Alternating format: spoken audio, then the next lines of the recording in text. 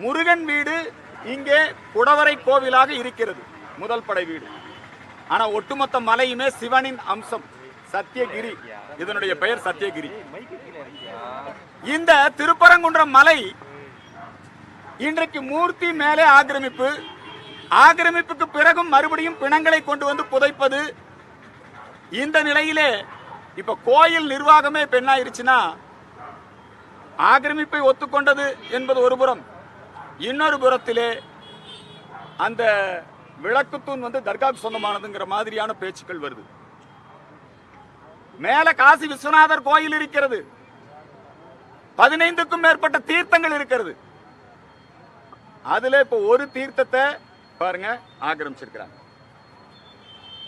அந்த தீர்த்தத்தை ஆக்கிரமித்து வேலி போட்டு பிறை சின்னத்தை ஏற்படுத்தி இருக்கிறார்.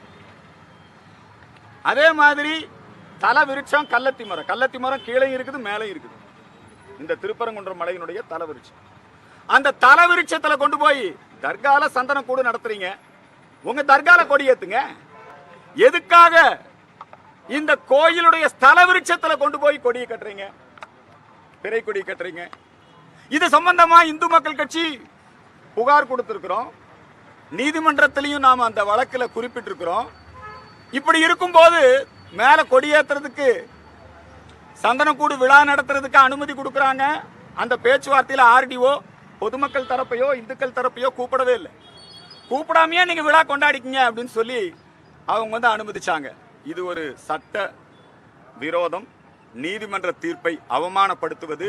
தொடர்ந்து ஆக்கிரமிப்பு. சமணர் குகையில் போய் பச்சை பெயிண்ட் அடிச்சான், சும்மா எஃப்ஐஆர் தான் போட்டிருக்காங்க, இன்னை வரைக்கும் எந்த நடவடிக்கை எடுக்கல. அந்த தர்கால 1805 இருந்ததை மேல வேற ஏதோ ஒரு வருஷத்தை போட்டு புதுசா உருவான மாதிரி அதுல எழுதுறாங்க. அதையும் இன்னும் போய் சரி பண்ணல. சமணர் குகைகள் ஆக்கிரமிக்கப்படுகிறது, சுனைகள் ஆக்கிரமிக்கப்படுகிறது, ஸ்தல விருட்சம் ஆக்கிரமிக்கப்படுகிறது. ஆக மொத்தம் மலை மேல முழுக்க அவர்களுடைய ஆக்கிரமிப்பு தொடர்கிறது. அதுக்கு அரசு துணை போகிறது, கோயில் நிர்வாகம் துணை போகிறதா வருத்தமா இருக்குது. இது சம்பந்தமாக இன்றைக்கு முறையாக திருக்கோவில் நிர்வாகத்திலே புகார் கொடுத்திருக்கிறோம். நீதிமன்றத்திலும் இந்த விஷயத்தை எடுத்துச் செல்ல இருக்கிறோம் என்பதை இந்த நேரத்திலே தெரிவித்துக் கொள்கிறேன். ரொம்ப முக்கியமான விஷயம், இந்த திருப்பரங்குன்றம் திருக்கோயில் சுல்தான்கள் படையெடுப்பின் பொழுது இந்த கோயிலை இடித்து விடுவார்கள், இந்த கோயிலை காப்பாற்ற வேண்டும் என்று சொல்லி கோபுரத்தின் மீது இருந்து குதித்து தற்கொலை செய்து கொண்டார் குட்டையப்பா பிள்ளை குடும்பம். இன்னைக்கு இங்க குட்டையப்பா பிள்ளை வீதி இருக்குது அங்க பக்கத்துல. அவங்க வைராவி வகைராக்கள் என்று அழைக்கப்படுகிறார்கள். அந்த குடும்பத்திற்கு இந்த திருக்கோயிலுடைய அந்த உரிமைகள் எல்லாம், அந்த குடும்பத்திற்கு மரியாதைகள் எல்லாம் இருக்கிறது. எப்படி குட்டையப்பா பிள்ளை கோவிலை காப்பாற்றுவதற்காக உயிர் தியாகம் செய்தாரோ, அதே போல திமுக குடும்பத்தை சார்ந்த பரம்பரையா திமுக அவங்க அந்த குடும்பத்தை சார்ந்த பூர்ணச்சந்திரன் மலை உச்சியிலே தீபம் ஏற்றுவதை நீதிமன்ற தீர்ப்பு கிடைத்தும் இந்த அரசு தடுத்து விட்டது என்று ஒரு முருக பக்தராக தீக்குளித்து தன்னுடைய உயிரை தியாகம் செய்தார். திமுக இருந்து ஒரு இரங்கல் அறிக்கை இல்ல, அஞ்சலி தெரிவிக்கல. 1 கோடி இந்துக்கள் திமுக இருக்கிறாங்க, நாங்க தான் முருக பக்தருங்கிறாங்க. உன் கட்சி தொண்டை முருக பக்தர் இறந்து போயிட்டான், ஆறுதல் சொல்ல வரல, கலெக்டர் வரல, மந்திரி வரல, அந்த குடும்பத்துக்கு உதவித்தொகை இல்லை. அந்த குடும்பத்துக்கு அரசு சார்பில் உதவித்தொகை இல்லை. கள்ளச்சாராயம் குடிச்சு செத்தா உதவித்தொகை, நீட் தேர்வில் தோல்வி அடைஞ்சா உதவித்தொகை, கரூர் நெரிசல்ல செத்து போனா உதவித்தொகை. ஆனா பூர்ணச்சந்திரன் என்கின்ற திமுக குடும்பத்தை சார்ந்தவன் முருகனுக்காக இறந்து போனா துக்கம் கூட விசாரிக்க மாட்டேங்கிறான். அன்னைக்கு பேச்சுவார்த்தை நடத்தும் போது காவல்துறை அவங்க என்ன சொன்னாங்க தெரியுமா? நாங்க வந்து உங்களுக்கு நிவாரணம் கொடுக்கறதுக்கு அரசாங்கத்துக்கிட்ட ஏற்பாடு பண்றோம். நாங்க இன்னை வரைக்கும் என்ன நடவடிக்கை எடுத்திருக்காங்க? அந்த குடும்பத்துக்கு நிவாரணம் வழங்கப்படவில்லை. பூர்ணச்சந்திரன் குடும்பத்திற்கு அரசு வேலை வழங்க வேண்டும், பூர்ணச்சந்திரன் குடும்பத்திற்கு நிவாரணம் வழங்க வேண்டும் என்கிற கோரிக்கையை இந்த நேரத்திலே நாங்கள் மீண்டும் வலியுறுத்துகிறோம். அடுத்தது பாரதிய ஜனதா கட்சியினுடைய தலைமைக்கு மிக முக்கியமான வேண்டுகோள். பாரதிய ஜனதா கட்சி தான் இன்றைக்கு இந்துக்களை ஆதரிக்கக்கூடிய ஒரே கட்சியாக இருக்கிறது. நம்முடைய மதிப்பிற்குரிய தலைவர் நயினார் நாகேந்திரன் அங்கே நேரிலே வந்து பூர்ணச்சந்திரன் உடலுக்கு அஞ்சலி செலுத்தினார். பாரதிய ஜனதா கட்சி மற்றும் இந்து அமைப்புகள் சார்பிலே 10 லட்சம் ரூபாய் இழப்பீடு கொடுத்தார். அவருக்கு நாங்கள் எங்களுடைய நன்றியை தெரிவித்துக் கொள்கிறோம். அதே போல பாரதிய ஜனதா கட்சியினுடைய எம்பிக்கள், நாடாளுமன்ற குழு இங்கே திருப்பரங்குன்றத்துக்கு வர வேண்டும். கரூர் நெரிசல் சாவுக்கு நாடாளுமன்ற குழு வந்தது, விசாரிச்சாங்க. பிஜேபி சார்பில் நிதி உதவியும் பண்ணாங்க. நம்முடைய நயினார் நாகேந்திரன் அவர்களும் பாரதிய ஜனதா கட்சியுடைய நாடாளுமன்ற உறுப்பினர்களும், ஏன்னா இண்டி கூட்டணி, திமுக, கம்யூனிஸ்ட் நாடாளுமன்ற உறுப்பினர்லாம் போய் தீமை ஏத்தலான்னு தீர்ப்பு கொடுத்த நீதிபதியை டிஸ்மிஸ் பண்ணணும்னு இம்பீச்மெண்ட் கையெழுத்து போடலாம். அப்ப பிஜேபி எம்பிக்கள் ஒரு குழுவாக இங்கே வந்து பூர்ணச்சந்திரன் குடும்பத்தை சந்திக்க வேண்டும், இந்த பகுதியிலே ஆய்வு மேற்கொள்ள வேண்டும்.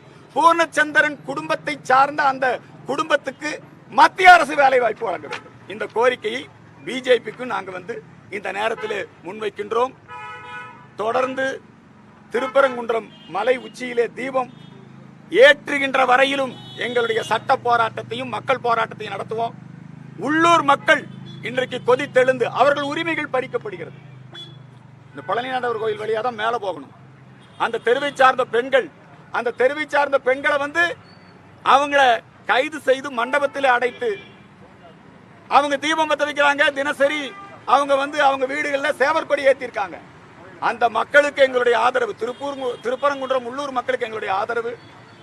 அரசாங்கம் தன்னுடைய நிலைப்பாட்டை இந்த விஷயத்திலே மாற்றிக்கொள்ள வேண்டும் என்கிற கோரிக்கையை இந்த நேரத்திலே முன்வைக்கின்றோம். நம்முடைய பூர்ணச்சந்திரன் எப்படி தீக்குளித்து மாண்டாரோ அதே நாளிலே வங்காளதேசத்திலே இந்துக்கள் சிறுபான்மையாகிவிட்டோம்.